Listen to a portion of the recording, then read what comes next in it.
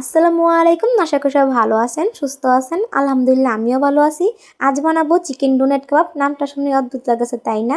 আসলে আমি চিকেন কাবাব বানাবো, মজা করে নামটা দিয়েছি চিকেন ডোনেট কাবাব। তো প্রথমে আমি ফার্মের মুরগির মাংস, যে বুকের মাংসটা ও আলুটা কেটে সিদ্ধ করে নিছি। তো সিদ্ধ করে চলে আসলাম। তো প্রথমে আলুটা ছিলে নিছি।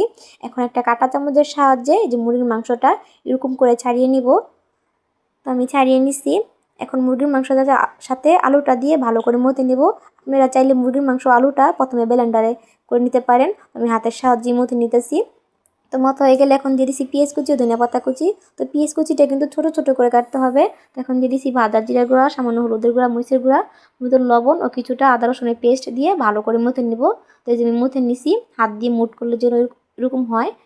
তো আমি এখন কাবাবটা বানিয়ে নিব। তো এই যে হাতের সাহায্যে আমি বানিয়ে নিতেছি।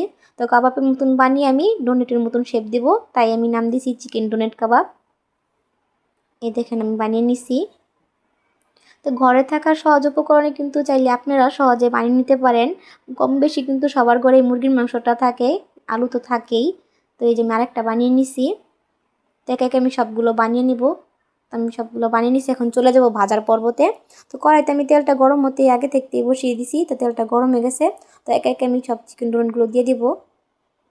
তো আমার আজকের চিকেন ডোনাট রেসিপিটা কেমন হয়েছে সবাই কমেন্টে বলে যাবেন। ভালো লাগে ভিডিওতে লাইক কমেন্ট শেয়ার করে সবাই পাশে থাকবেন।